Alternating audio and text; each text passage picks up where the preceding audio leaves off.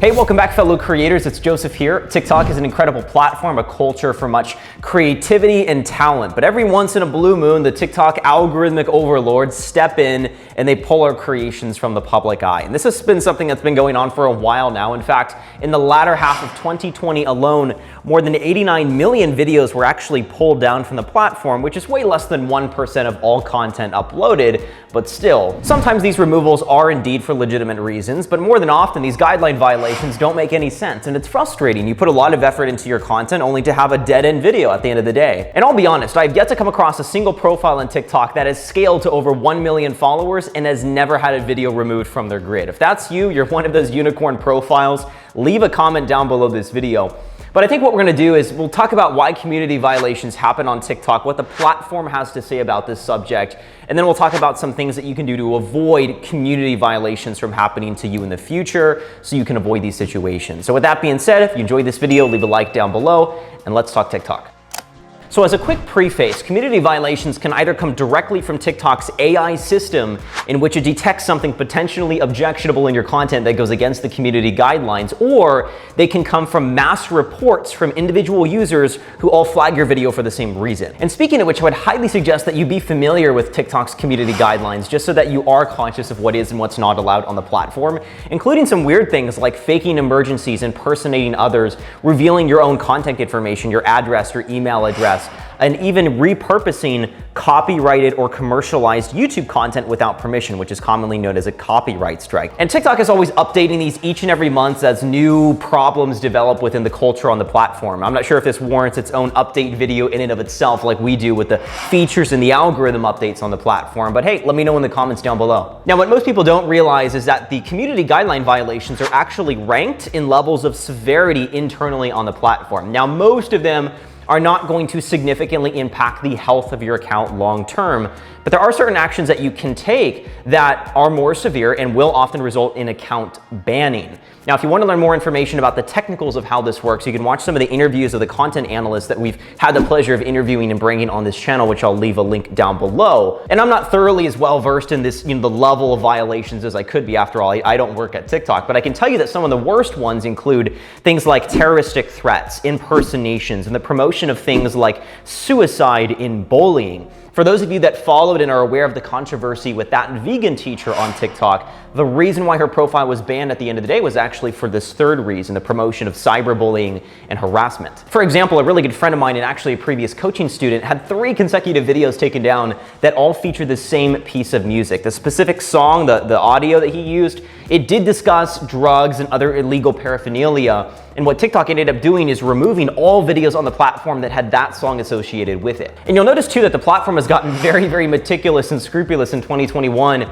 with how exactly you're able to utilize audio on the platform. If you take a popular song and edit that into your video outside of TikTok versus sourcing it from TikTok's sound library, it's very likely that your video is going to get removed for copyright reasons, or at the very least, it's going to be muted and simply left on your profile without any audio. Now, I also want to add too that controversial hashtags have also been another reason why content is pulled from the public eye on TikTok. In fact, according to TikTok's latest transparency report, over the past few months, many hashtags were restricted in an attempt to keep the community safe and secure. We've talked about this in previous videos here on this channel for those of you that have been around for a while, but restricted hashtags on TikTok are often triggered because there's one video that uses that hashtag that blows up, creates major controversy, makes headlines in a negative way, and then TikTok is really trying to put a lid on that kettle before things blow out of proportion. Now, a lot of these, and the ones that TikTok hampers and stifles, are very political in nature: elections, conspiracies, religion, gender ideology. So if you choose to make use of any of these topics,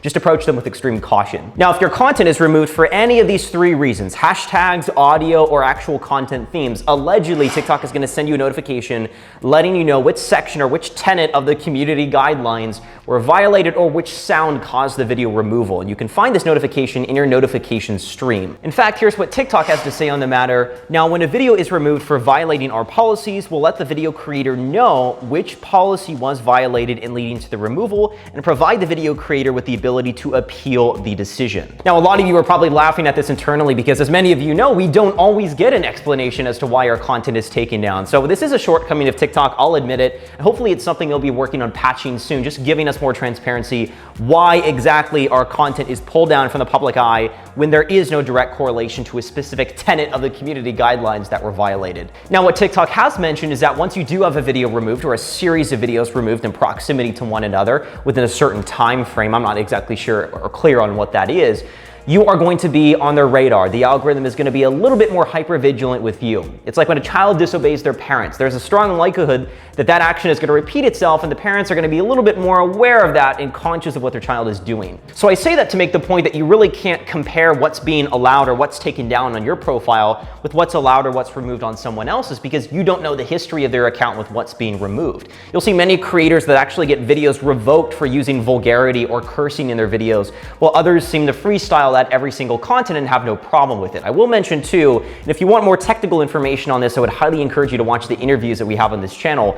But once you get to a certain point, you're assigned at TikTok usually some kind of representative or content analyst who manages you in particular. You're no longer going through their algorithmic system and subject to videos getting pulled down at random.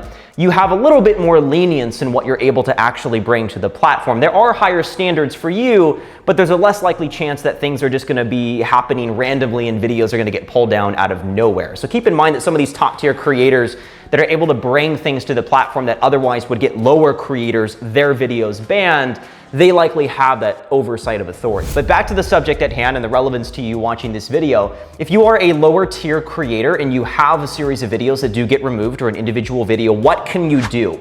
There's a couple of actions you can take to hopefully get the video back up or at least resolve that issue in general. Number one is you can appeal the video, which I do recommend doing. This appeal process, which hopefully will end in your video being reinstated and back on your profile, generally lasts between 3 minutes to 24 hours depending on where your video falls in the queue of videos getting reviewed. Most appeals are in fact reinstated within the hour of appealing the video. And I will state too, just as a bonus tip, if you're going to appeal the video, give a reason in that little text box as to why the video is appropriate content. At least for the time being, a lot of these review processes are manual reviews, meaning there is a human on the other end who's reviewing your content using their best judgment to approve or deny your appeal request. If you leave that space blank, you're going to notice that a lot of these content analysts, as they're generally known as, are going to deny your request and your video is going to stay as a violation. Now, besides appealing the video, and of course, I'm sure it goes without saying, playing it safe in the future if you know why your video was flagged, I would encourage you to remove, and yes, I do mean delete, all content on your grid that has not been reinstated after you've tried to appeal the video. This is one of the only situations in which I actually do avidly advocate for removing and deleting content. I often find that shadow ban accounts, one of the main triggers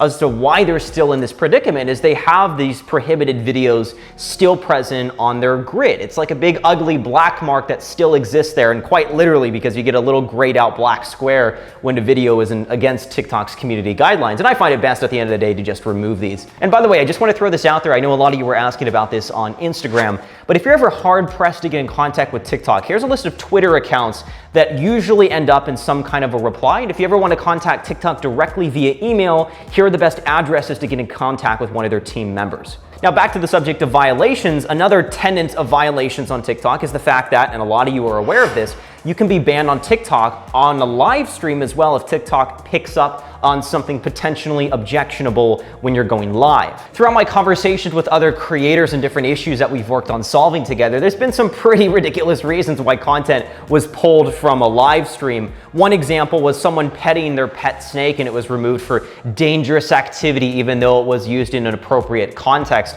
Another example was someone who was actually banned from going live for braiding their child's hair. They had a beauty and cosmetics account and the video, the live stream, was pulled down for involving a minor. Usually when this happens, this ability to utilize the live stream feature is restricted from your access from 24 hours all the way to a week. Very, very select few cases, it's an indefinite ban where you don't know when you're going to get it back, but that's very, very rare. Likely that's not your situation. If it's any assurance to you, if you're wondering about this, I have yet to see any correlation between you getting your live stream feature restricted and that somehow impacting your views, your account authority. I recommend just continuing posting natively on TikTok during that time. And do avoid anything that potentially set off the platform in the first place, or your audience if you ended up getting the live stream feature restricted because of mass reports. And just like standard community violations, TikTok is going to go through a procedure of giving you a reason why you ended up getting that live stream privilege revoked. And this is something, just like last time, I hope they can provide a little bit more clarity on, because the reasons that they do give are rather vague and often open to interpretation. And as a general rule of thumb, and we were talking about this recently in one of our TikTok Creator Pro live streams, but if there's any shadow of a doubt in your mind that there's a piece of content that has something in it that might be triggering to TikTok's algorithm or your audience, don't even take the risk. It's just one video anyway, and it's better to just output content that's safe for the average viewer to watch as a whole. So that about wraps up this video. I hope you enjoyed this information. If there's anything else that I forgot to cover, or an interesting situation that you've dealt with on the subject of community violations, or something you want to add to my analysis of the guidelines, leave a comment down below. I'll do my best to reply to each and every one of you. Thanks guys for watching this video. Leave a like down below as well, and we'll catch you next time. Take care. Cheers.